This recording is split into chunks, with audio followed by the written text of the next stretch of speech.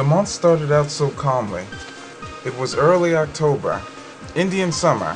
I relaxed in the garden, watched the traffic from my bird's eye view, took naps on the sofa, and even played with a pig. The chickens did wake up early, but they were too friendly. However, there was no sign of what was to come. It all began to happen so quickly.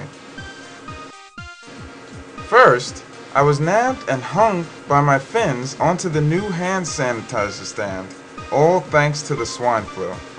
The following night, I was whisked off to some fish market and thought I was going to be filleted, but instead, seemed they thought I needed some cosmetic surgery and gave me an eye job.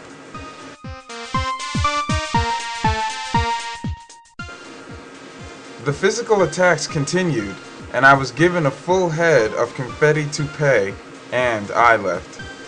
And then, somebody thought my breasts were uneven, and next thing you know, boob job. I think after all these cosmetic improvements, the guppies have begun to swim by, unfortunately. Well, I was socializing with the small fish, and I was again whisked away, stuffed into plastic once again. The abductors left a note saying that I was going to commit harry-carry. I was then hung from the roof of the building until the following morning. Nights are cool. I nearly froze, but was finally rescued from the roof. So, back to relaxing on the sofa, but short-lived. Although there were minor notes and threats being thrown my way, no one would have thought this to happen to me. Hooked in a compromising position. I disappeared on the evening of 10/7/09, and my owner was left this can of tuna, but I was actually stuffed into a small refrigerator.